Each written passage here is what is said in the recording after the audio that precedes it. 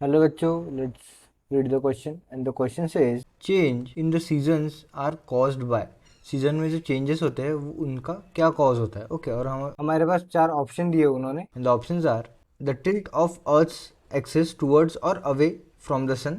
Second उन्होंने option दिया है annual cycle of temperature and rainfall.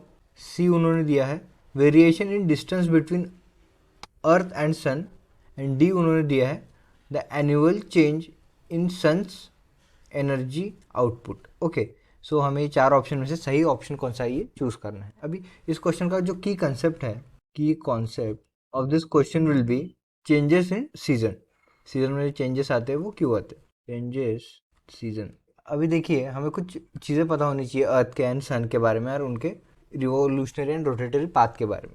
सो हमें ये पता है कि अर्थ जो है वो रोटेट करती है अपने एक्सिस के around, earth around its own axis.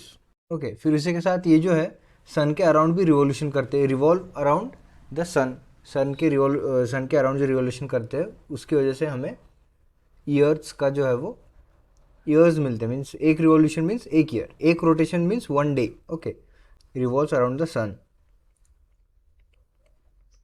Revolves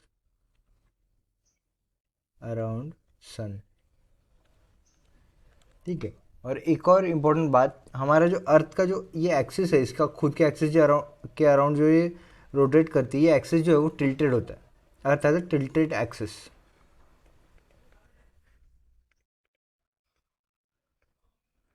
has a tilted axis, tilted axis. अभी टिल्टेड एक्सिस कैसा होता है, देखिए ये सपोज हमारा अर्थ है, हम सपोज करके ये चलते हैं कि ये उसका एक्सिस होगा, बट ये गलत है। हमारा जो अर्थ का एक्सिस है वो थोड़ा टिल्टेड होता है। हमारा जो अर्थ का एक्सिस है ये ब्लैक कलर में ये थोड़ा टिल्टेड होता है। ओके एंड ये जो है खुद के अराउंड ऐसे टिल्टेड मोशन में रोटेट करता है। ओके एंड इसी टिल्टेड मोशन में जो है ये अर्थ के अपने सन के अराउंड जो है वो रिवॉल्व करता है। So revolve around sun in tilted motion.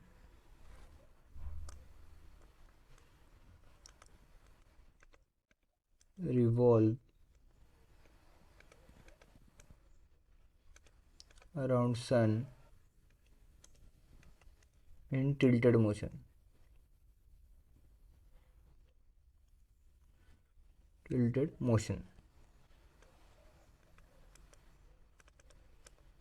Okay so अभी देखिए क्या होता है बेसिकली, ये हमारा सन है एंड ये हमारा अर्थ है। ओके ये उसका जो है वो टिल्टेड एक्सिस है। अभी हम यहाँ पे जो है वो डिफरेंट डिफरेंट हेमिस्फीयर्स को नाम देंगे। ये फर्स्ट हेमिस्फीयर, ये सेकंड हेमिस्फीयर, ये थर्ड हेमिस्फीयर, इसके पीछे जो होगा जो अभी हमें विजिबल नहीं है वो फोर्थ हेमिस्फीयर, ये जो है ये फिफ्थ हेमिस्फीयर, सिक्स्थ हेमिस्फीयर, ये जो अभी सन की तरफ मुंह करके है ना हमें नहीं दिख रहा वो सेवन्थ हेमिस्फीयर, और जो ये पीछे है वो एट्थ हेमिस्फीयर डार्क कलर में। ओके सो देखिए अभी सपोज ये जो टाइम है ये दिसंबर का टाइम है, ईयर एंड होने का टाइम है एंड इसमें जो है वो फर्स्ट हेमिस्फीयर सन के डायरेक्ट कांटेक्ट में, जो अर्थ का फर्स्ट हेमिस्फीयर है वो सन के डायरेक्ट कांटेक्ट में, सन रेज जो है वो डायरेक्टली फर्स्ट हेमिस्फीयर को स्ट्राइक हो रहे हैं। सो इस डायरेक्ट कांटेक्ट की वजह से फर्स्ट हेमिस्फीयर में जो है वो समर होगा एंड सेकेंड हेमिस्फीयर जो है हमारे पास ये अर्थ सन के डायरेक्ट कांटेक्ट में नहीं है, तो इसकी वजह से इस हेमिस्फीयर में जो है वो हमारे पास विंटर होगा। तो इस टिल्टेड मोशन की वजह से हमारा जो अर्थ है वो डिफरेंट टाइम पीरियड में, डिफरेंट मंथ में, डिफरेंट फेस जो है, डिफरेंट हेमिस्फीयर जो है वो सन की तरफ रहता है। सन के जो डायरेक्ट रेज है वो डिफरेंट डिफरेंट हेमिस्फीयर पे गिरते हैं इस टिल्टेड मोशन की वजह से।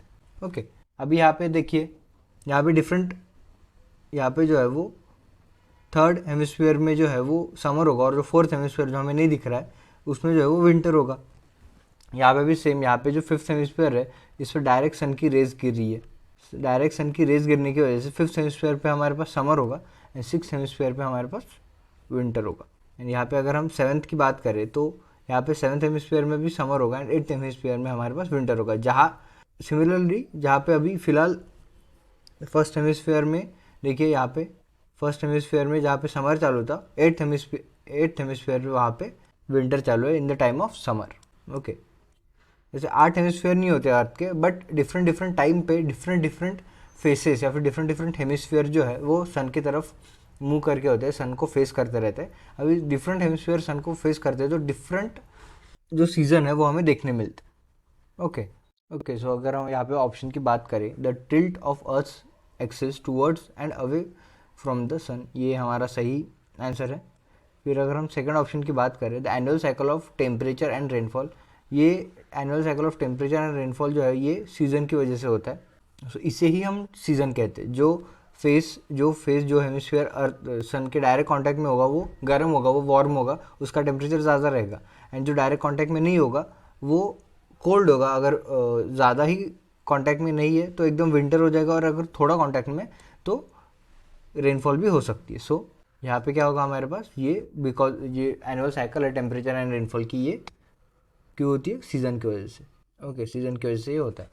फिर आता है variation in distance between earth and sun, ये गलत है। अर्थ एंड सन के बीच में जो डिस्टेंस होता है वो हमेशा कांस्टेंट रहता है। ये जो डिस्टेंस है वो हमेशा कांस्टेंट रहता है। Annual cycle in sun's energy output, ये गलत है। सन का जो एनर्जी आउटपुट है वो कांस्टेंट रहता है, मीन्स जो एनर्जी हमारे अर्थ तक आती है वो नॉर्मली जो है वो कांस्टेंट रहती है। तो ये भी जो है वो कांस्टेंट रहता है, एनर्जी आउटपुट जो रहता है उस सन का वो कांस्टेंट रहता है। So the final answer of this question would be option A, the tilt of earth axis towards और अवे फ्रॉम द सन। इस क्वेश्चन का फाइनल आंसर हो जाएगा हमारे पास option A. I hope you understood it well. Best of luck.